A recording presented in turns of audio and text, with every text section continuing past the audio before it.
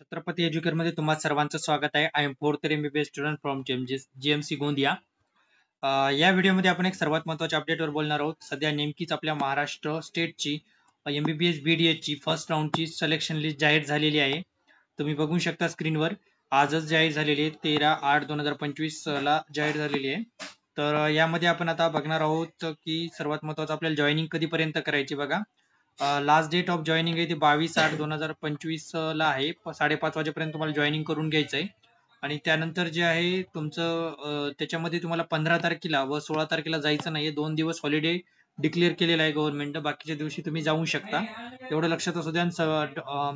जाता वेळेस तुमचे ओरिजिनल पूर्ण डॉक्युमेंट घ्यायचं. The provisional selection list is done on the basis of information given by the candidate in the application form and the admission will be the confirmed after verification and submission of original document as per the candidate claim. जे तुमचे सगळे original document हे प्रोव्हिजनलच आहे. Selection list provisional आहे. तुमचं confirm admission तुम्ही कॉलेजला गेल्यानंतर तुमचे ओरिजिनल डॉक्युमेंट सबमिट केल्यानंतर तुमचं ऍडमिशन कन्फर्म होते. आणि याच्यामध्ये एक सर्वात महत्त्वाचं, जर तुम्हाला पहिल्या राऊंडचं कॉलेज आवडलं नाही, तुम्हाला जायचं नाही, तर तुम्ही जायचं नसेल तर तुम्ही गेले नाही तरी चालते. सेकंड राऊंड मध्ये तुम्ही इलिजिबल राहू शकता. तुम्हाला जर पहिल्या राऊंडचं कॉलेज आवडलंय, तुम्हाला रिटेन करायचं असेल तर तुम्ही जाऊन रिटेन करून घ्या. पण जर तुम्हाला सेकंड राऊंडला जायचं असेल तर तुम्ही जायचं असेल आणि तुम्हाला जर कॉलेजला जायचं नसेल तर कॉलेजला न गेले तरी चालते. तुम्हाला सेकंड राऊंडला जर जायचं असेल तर, आणि तुम्ही कॉलेजला नाही गेले तरी चालते. एवढं लक्षात असू द्या. आणि candidate should be submit all the original document his year came and pay request. Fee पण तुम्हाला पे करायची फर्स्ट राऊंड मध्ये आणि डीडीच्या फॉर्मॅटमध्ये घ्यायची आहे. तुम्ही कॉलेजला फोन करून तुमच्या विचारा की तुमचा डीडी कितीचा बनवायचा ते. This is allowed conducted on the seat that is or approved permitted by MCC. आणि हे त्याचं जाऊ द्या. तर सुरुवातीला बघा तुमच्या समोर असं काय काय आहे. तुमचा सिरियल नंबर आहे, म्हणजे तुमचा महाराष्ट्रातला SML आहे. त्यानंतर ऑल इंडिया रँक आहे. त्याच्यानंतर तुमचा नीट UG रोल नंबर आहे. त्याच्यानंतर CET सेलचा फॉर्म नंबर आहे. तुमचं नाव आहे आणि तुमची जनरल कॅटेगरी, तुमचं जेंडर कोणतं आहे आणि तुमची कॅटेगरी. त्याच्यानंतर तुमचा कोणत्या कोटामध्ये तुम्हाला अलॉटमेंट झालेली आहे. आणि हे काय EMD काय आहे. EMD म्हणजे इयर मार्किंग डोनर आहे. तसंच एक असतं अजून EMR, तो इयर मार्किंग रिसिव्हर असतो. त्याच्यानंतर तुमचं ह्युमन कोटामधून भेटली का तुम्हाला ह्युमन कोटामधून भेटली का जनरल कोटामधून भेटलं हे पण तुमच्या समोर आहे. त्याच्यानंतर तुमच्या समोर जर असं हिल एरिया पण असू शकतं. एक मिनिट. तुमच्या समोर हिल एरियाचं पण असू शकतं. एकदम हे बघा असं हिल एरियाचं वगैरे असू शकतं तुमच्या समोर. हिल एरिया तुमची कॅटेगरी, तुमची सब कॅटेगरी, तुम्हाला कोणत्या कॅटेगरीमध्ये सीट भेटली हे पण तुमचे आहे. कोणत्या कोटामध्ये ही तुमची कॅटेगरी आहे आणि तुम्हाला कोणत्या कोटामध्ये सीट भेटली हे तुमच्या समोर लिहिलेलं आहे. आणि तुमच्या समोर हे कॉलेजचं नाव, कॉलेजचा कोड आणि कॉलेजचं नाव आहे. हे तुम्ही बघू शकता. तुमच्या लिस्टमध्ये तुम्ही चेक करू शकता. तुमचं नाव सर्च केल्यानंतर हे बघा ओबीसी मध्ये त्याला ओपन कॅटेगरीमध्ये सीट भेटलेली आहे. इयर मार्किंग डोनर आहे ते JMC परभणी त्याला भेटलेलं आहे. असं पूर्ण माहिती एकदम व्यवस्थितरित्या आहे.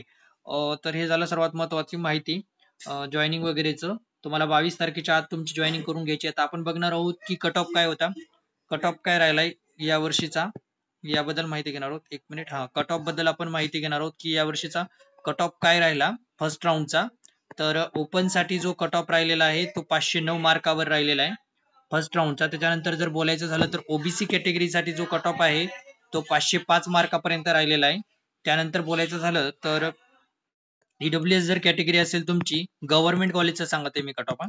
गव्हर्नमेंट MBBS कॉलेजचा कट ऑफ मी सांगते. गव्हर्नमेंट MBBS कॉलेज याच्यामध्ये तुम्ही बघू शकता EWS कॅटेगरी जर असेल तुमची तर 488 या मार्कापर्यंत भेटलेलं आहे.